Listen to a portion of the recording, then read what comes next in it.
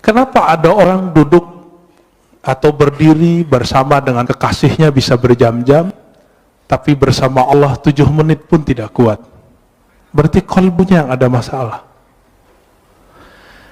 Wa idza fasadat fasadal jasadu kulluh. Jika telah rusak kecocokannya, maka rusaklah semua yang di tubuh. Ala wahyal qalb. Ala bahasa Arab itu litanbih. Artinya ketahuilah gitu. Wahyal qalb itu adalah qalbu. Saya tidak mau berbicara ini qalbu secara kedokteran, walaupun hadis ini bisa dibawa ke ilmu tib, ilmu kedokteran, tapi ini ilmu rohani.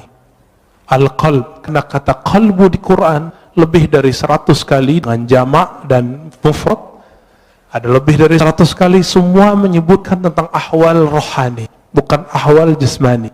Jadi jika ada dokter ngotot menggunakan hadis ini untuk perkara yang zahir, silakan. Tapi kita menggunakan hadis ini sesuai yang diturunkan Nabi sallallahu alaihi wasallam. Jika si kalbu itu tawadhu, maka rukuknya terasa nikmat. Maka Bapak Saudara Allah, ketika imam itu kunut, tidak ada perasaan ingin keluar dari imam jika tidak berkunut. Perasaannya biasa aja. Bisa ikut kunut, bisa tidak, tapi tidak ada perasaan ingin keluar dari imam. Imamnya ahli bid'ah, nggak ada perasaan itu. Terbersih ada perkataan itu di kolbu, dia sudah rusak. Bagaimana mungkin di dalam sholat kita buruk sangka dan mengatakan seseorang itu buruk gitu? Betapa buruknya rohani ini. Oleh karena itu kami, meskipun misalnya diimami oleh seseorang yang tidak hafal Quran, bacaannya salah-salah, itu kita biarin aja dulu. Nanti selesai sholat kalau nggak ada orang baru kita kasih tahu. Kenapa? Siapa yang menggerakkan dia jadi imam? Salah siapa kita nggak maju jadi imam? Gitu. Bapak serahkan Allah, satu kali guru kami wafat, Maulana Syekh Muhammad Nuruddin Al-Khalidi An-Naqsyabandi. Ketika beliau wafat, itu hujan Masya Allah. Imam Az-Zahabi menyebutkan suatu perkataan dari seorang imam ahli hadis di abad ke-6 Hijriah. Apa kata beliau? Ciri-ciri seseorang itu meninggal dirahmati Allah, maka Allah kirim malaikat dalam bentuk awan. Fayughfar lahu, maka diampuni baginya.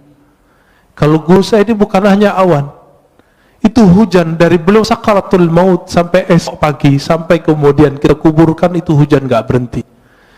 Apa yang ajaib? Keluar dari rumah, itu rumah gadang ya. Turun dari rumah itu ketika kita bawa keranda, itu hujan berhenti. Kayak ada yang kendaliin. Masuk masjid, hujan deras, dan itu sangat ajaib. Ketika selesai sholat, kita zikir, tahlil, segala macam, kami keluar, hujan berhenti. Tapi di saat ketika mau jadi imam, orang yang beliau angkat jadi wakilnya, itu seorang yang ummi, bacaan Qur'annya nggak bagus. Tiba-tiba ada seorang murid yang dianggap telah durhaka oleh beliau, ingin tebar pesona jadi imam. Padahal nggak ada yang nyuruh beliau. Awalnya mau narik dia untuk turun, tapi tiba-tiba beliau dapat ilham dari kolbunya sendiri yang bicara. Apa kata kolbunya? Hei, kamu tidak usah emosi. Yang menggerakkan dia ke depan siapa? Itu Allah, bukan kamu, bukan dia. Dipikir-pikir, oh saya juga nggak hafiz Quran. Ya sudah. Nah itu, ya, itu adabnya. Maka saya tidak pernah lagi marah waktu karena jenggot saya nggak terlalu panjang, celana saya kadang jingkrang kadang tidak. Satu kali di satu masjid kita masuk, semua jamaah sudah siap mempersilakan saya jadi imam karena saya ustadz di situ. Tiba-tiba dia nyelonong dari luar masjid keluar, masuk, dan kita lihat, wow, penampilannya sangat perfect. Celananya jingkrang, jenggotnya panjang, pakai kopiah. Emang sangat perfect. tapi nggak salam, nggak kalam. Ya udah, akhirnya saya yang qomat.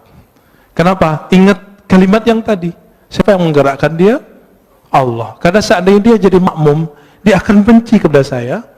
Dan salah satu imam yang Allah tidak ridhoi jika makmumnya tidak ridho kepadanya, jika ridhonya tidak berkaitan dengan syariat, tidak masalah. Tapi kalau berkaitan, itu bermasalah. Maka kita biarkan, ya. Saya ikutin aja. Ya. Yang saya lihat bukan dia, tapi yang saya lihat adalah gerakan-gerakan dari Allah Ta'ala. Bapak Ibu Saudara makan Allah, kalau orang begitu, kira-kira kebencian keluar nggak dari kalbunya? Insya Allah keluar, ya. Baik.